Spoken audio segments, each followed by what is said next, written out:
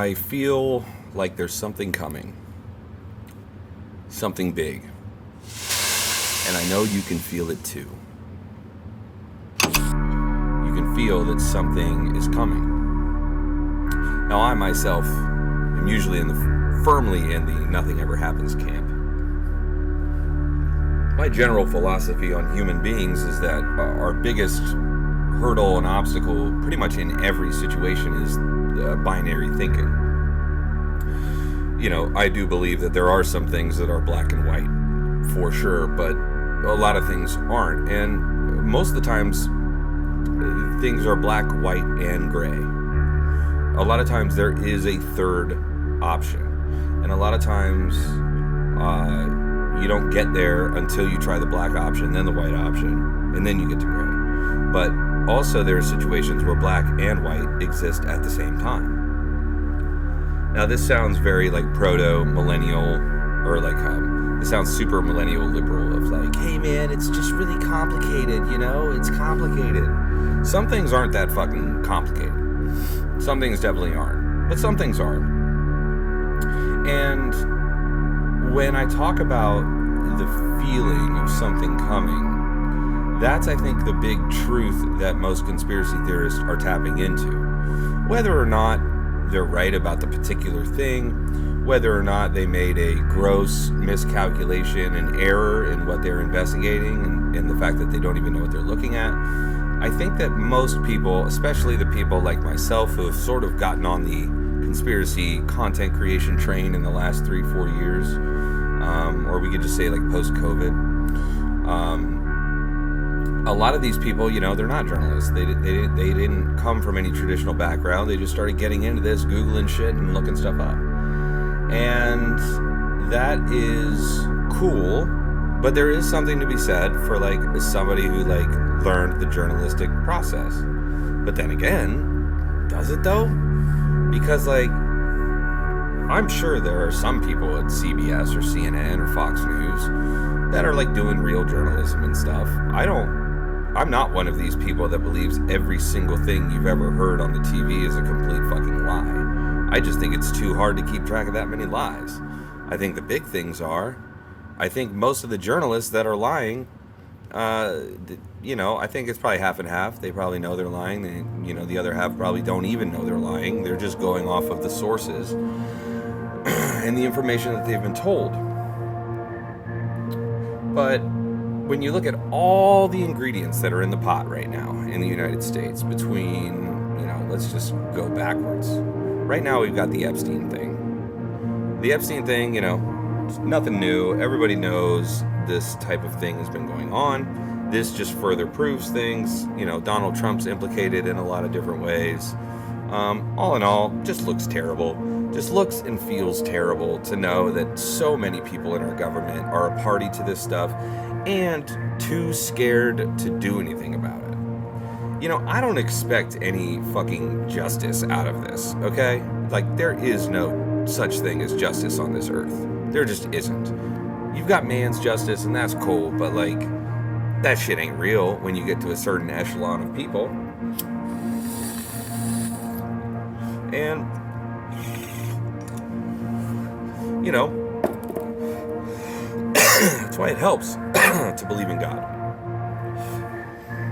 You know, the only justice is God's justice. I don't expect, you know, a big perp walk from the Epstein files. I think that that's pretty naive and retarded to think that that would happen. But what I do sort of expect, and what I would like to see some inclination of, and I haven't yet, is that they're going to try to do something to prevent this in the future. You know, there's a lot of like throwing our hands up of like, well, yep, you know, man, just that elite ruling class, I don't know. They just can't stop fucking little kids and murdering them, you know, like, and they're everywhere. They're on both sides of the aisle. And our ruling class are predators.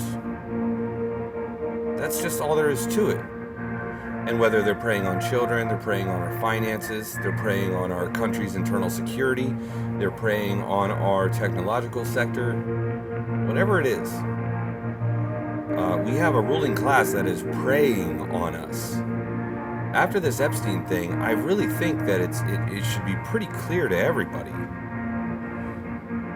that, like, your government doesn't have your best interest in mind. Because you could say, well, the federal government never did anything to me and my neighborhood's safe. Yeah, sure, I'll give you that. Because I can say the same. I've never had any truly, truly negative interactions with the government, although all of the interactions I've had with the government have been negative. But, everybody thinks, the people that think the Epstein thing isn't that big of a deal, seem to think it wouldn't happen to their kids, or that it can't. And it's like, well, I protect my kids, because, that's just what you got to do. And it's like, yeah, but on some level, our society's supposed to do that. On some level, our society's supposed to protect its economy and just, our government, our leaders, our representation, they're supposed to be looking out for these things too. Now, I believe you'd be hard-pressed to find any civilization in history or any government. I'd say it's like 90-10 maybe. I think probably most ruling elites with unchecked, unlimited power just, end up in a cycle of utter Gnostic, satanic depravity and destruction. Self-destruction, destruction of others, sadism, whatever you want to call it. I think that's most warlords and chieftains and kings and emperors. I think that's the majority. And this goes back to what I was saying in my sort of last rambly video, A Very Dangerous Thought, which many of you have commented on, and I really appreciate that. I'm really glad that you guys have enjoyed it. But all power is evil. This is my personal belief. Sort of found in Christianity, but I grew up Christian, so therefore I was spoiled by it, and I didn't take the time to use the resources at my disposal to really learn about it. You just sort of think well, I'm baptized or I'm saved, so I'm good, but it's not, you gotta learn. And so I'm, starting my journey with that again. Just got a new Bible for Christmas, actually. I'm very stoked about it. But again, the Bible might not explicitly say this. I'm just saying this is my personal belief. Absolute power corrupts absolutely. But we never say why. And the reason is because when you are assuming power, and it's not the same as leadership, but when you're assuming power and control, you are basically mocking God. You're trying to mimic God. And all powerful people, when you've had all of the earthly sex you can have, all of the earthly food, you've built every earthly palace and wonder, you've murdered people, you can murder people, you have the power of life and death in your hands, you're the closest thing you can be physically to a God. Where do you go from that? Well, you want the real thing. You don't want the imitation version of God. You want to be a real God. And that is, in my opinion, the ultimate sin.